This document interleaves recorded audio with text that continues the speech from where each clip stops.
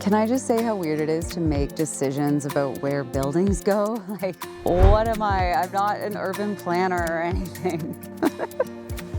Oh, nervous laughter. Hey, I'm Jane. I'm a single mom and I'm not letting that hold me back. I bought 5 acres of raw land in the Kootenay Rockies, where I'm building my own home and homestead, planting a food forest, creating art, and living life on my own terms. All of this is so one day, hopefully, my kiddo won't need to struggle the way that I did. Come along with me as I create my very own freedom recipe.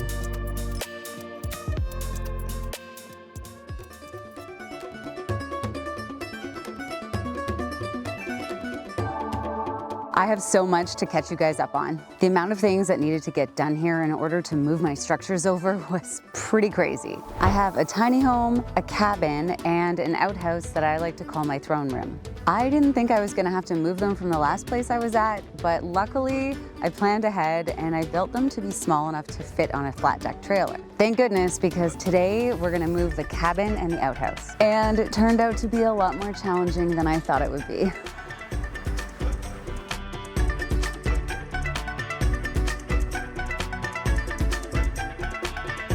Now I was smart and I didn't build anything too wide, but they are both too tall. Oops.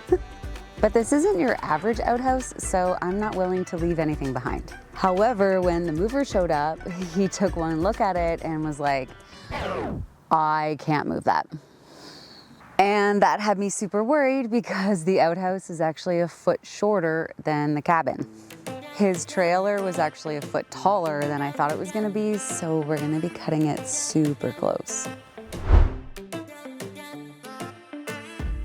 Before we give up though, I have an idea. Today we have my brother's truck here that has a back rack, and we have a lot of fallen dead trees at this place. So I've suggested that we cut one of those trees to the same height as the cabin would be. We then use this as a pilot truck and we drive it in front of the outhouse, and then we'll be able to see if we're gonna make it underneath all of the hydro lines. I don't really know what would happen if it doesn't fit under the hydro lines, but he seems okay with this idea, so we're gonna give it a go.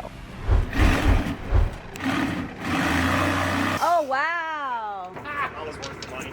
Wow. First things first, we need to remove the stilt legs that are supporting the structure. I had the bright idea to cut the first ones off, back the trailer under the throne room, and then cut off each of the next legs as we pull the outhouse onto the trailer.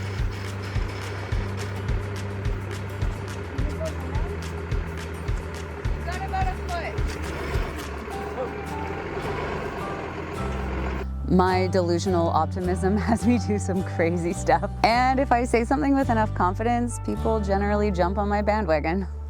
I'm so grateful my dad's here to help today. I feel like this is an all hands on deck adventure. You can try to get it close to the top. Yeah.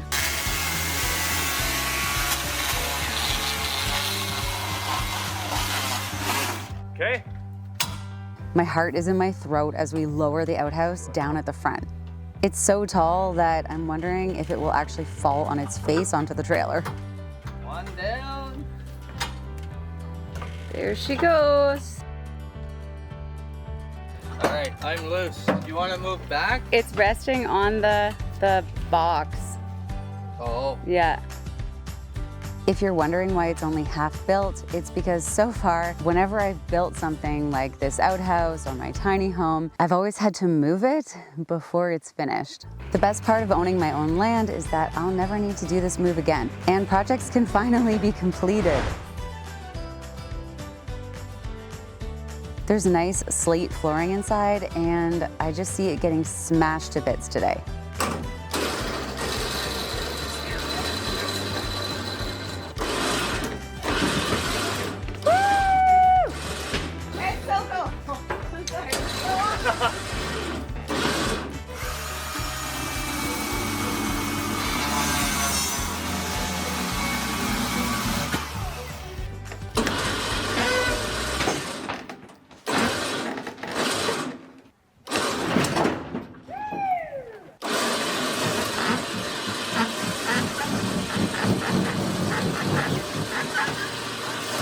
the throne room is winched onto the trailer and more of it is on the trailer than off, I'm breathing a little easier. It's making a whole lot of weird sounds, but I feel like everything's okay. Holy crap, we actually did it. Time to hit the road.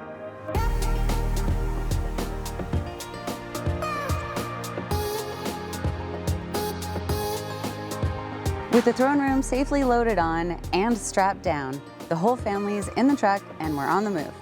We're actually cruising along pretty smoothly. We only have about 15 minutes to get from this place to the new place, and after the first 10 minutes, we're feeling pretty confident that our pilot truck with the log is actually a really good system. Imagine that.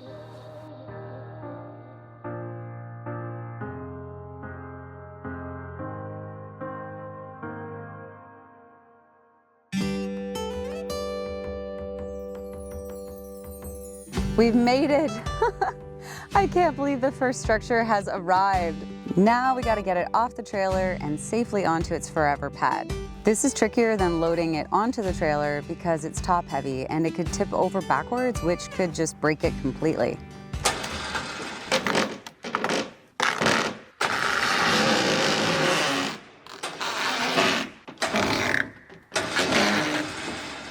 Luckily, our mover dude has all the tools and tricks. He doesn't seem bothered at all while I'm biting my nails. I know as the daylight grows how I am supposed to feel. This moment is really important. Even though it's a small structure, it feels like the first thing that is gonna make this feel like a livable space. Like, this is actually becoming our home. Now we just gotta block it, level it, and we'll be all set. Are you going down? Yeah. Okay. I say just, but it's finicky to adjust a small building with jacks and chains. It's also a boiling hot summer day, and there's no shade where the throne room is. We move on to be and beyond. Thank you guys for handling this because I am way out of my element here.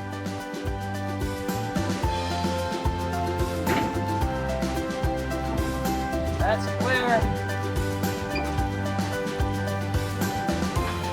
It does my anxiety in to watch the structure tilt side to side, but I just need to trust that we've got all the tools for the job.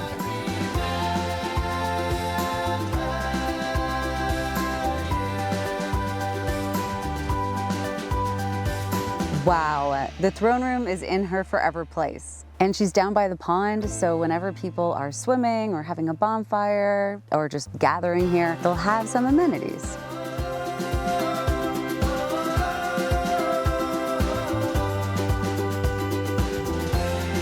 Can I just say how weird it is to make decisions about where buildings go? Like, what am I? I'm not an urban planner or anything. I feel like I need a professional architect, but on to moving the cabin. Oh, nervous laughter.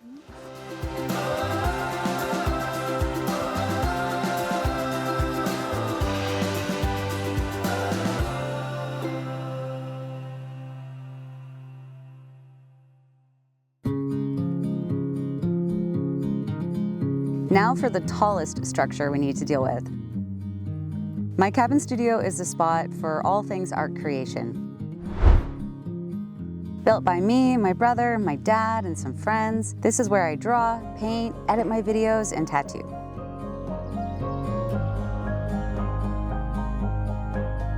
It's the one place that's just mine.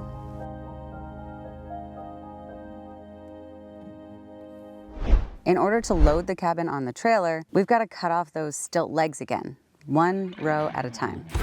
Okay, everybody's ready for this? Don't cut your leg. Okay, it won't. Don't cut your leg. Don't cut your leg. Don't cut your leg. Okay, You've done it. but not like this, and not in a tiny spot. Yeah, yeah. Okay.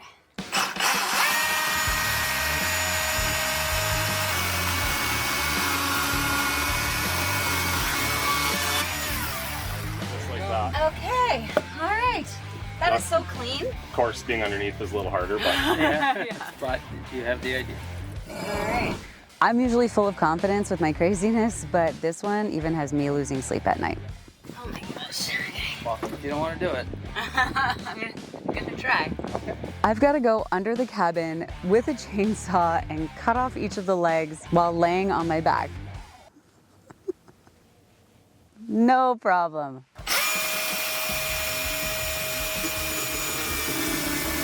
Each time I do something out of my comfort zone, I feel like there's nothing I can't do until I reach the edge of that new comfort zone. I thought I didn't get it, but I got it, and I got a little bit into the joist. That's all right. It'll survive. Pull this deck block out. I'm not gonna get crushed by this building, am I? No, that's why we left the other legs on the outside. Holy moly! I did it though. Yes, you did.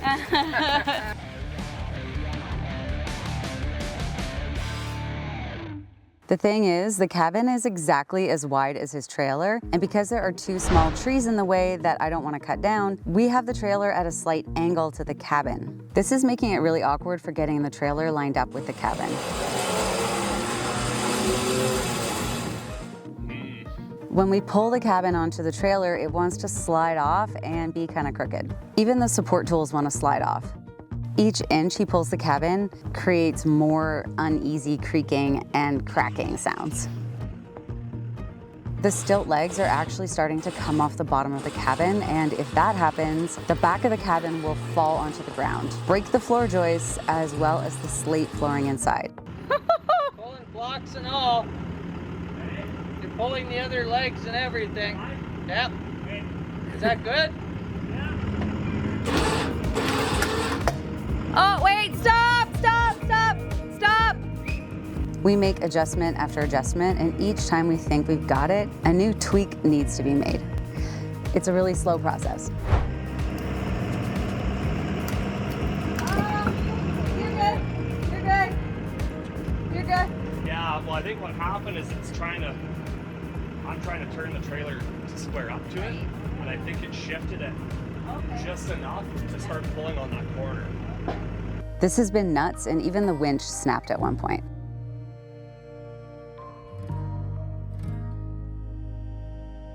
In my head, I keep hearing the mover say, "We can't do this," and I'm so nervous that he's gonna call it quits. But we've already cut off the front legs of the cabin, so we can't abort the mission now.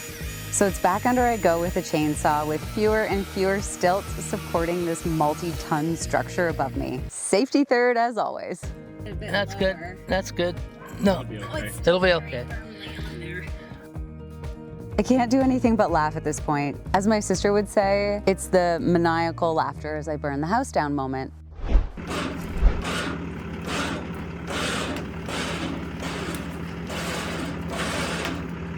For my own sanity, I've had to back off and let my dad and our mover tackle the rest of the loading because I am too stressed. I am so impressed that nobody wanted to quit. The determination is strong in this team. Now we turn if you can turn the trailer a bit. Okay. Holy cow.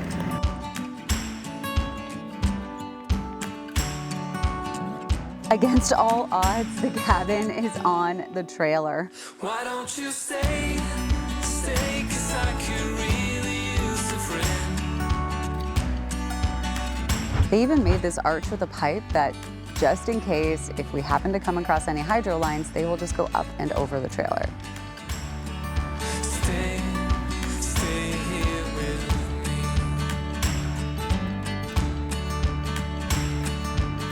Oh, you guys are so awesome. She's ready to go to her forever home. We're at it bright and early this morning. We decided to take a different route with the cabin this morning, but there is a bridge. The bridge is solid steel, so if the cabin's too tall for it, it's just gonna be smashed to bits. Why do I do this to myself? Never again. Why can't I just be a normal person who does normal, safe things? But that's just never been me. Our mover didn't even slow down at the bridge, and even though I was yelling, "Wait!" without a flinch, he soared under those steel beams like nothing. When I tell you that I'm relieved, massive exhale, we should be good to go from here.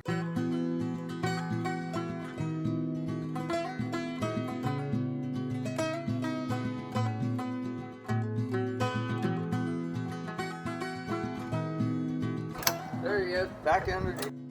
I'm really hoping unloading the cabin will be easier than loading the cabin. Pick the whole house up and head down the highway with her.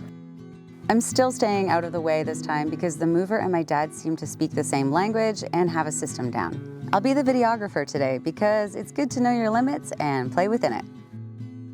They bust out all the tools again, and it's inch by inch again to encourage the cabin off the trailer. It's not even on the ground yet, and I'm loving what it's looking like in this gully. A magical little wooden cabin in the forest? Yes, please. Won't know where to begin. You can't keep up, you fall behind. I might actually have guessed it right. It does seem easier to unload than load. We've got more room to work with, and the trailer is able to be completely straight on. Plus, the cabin isn't too top-heavy like the outhouse was, so there's no fear of it tipping backwards. I think I might be able to relax a little bit more now. One thing is that the cabin is pretty dang close to the future pond. I'm not sure if this is going to be an issue, but I tell you, I do not want to move it again. That's ever happened to you. Man, if that's not the most comforting thing ever, the trailer is out and the mover is on his way home for the day. No way. This is real. No, it can't. Thank you so much for being the wild cowboy doing the sketchy mission that we needed today. You rocked it. And just like that, I have a cozy cabin in the woods. Everything inside is intact, and I can't wait to hook it up to power to start creating again. Oh, the worst best thing.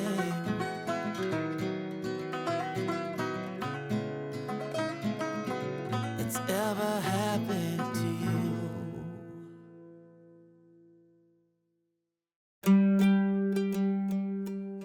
I have sketched out what all of this could look like so many times, and I can't believe it's actually here. A friend told me that I should draw everything that I have ever wanted, because when I do that, it seems to happen, and this is a perfect example.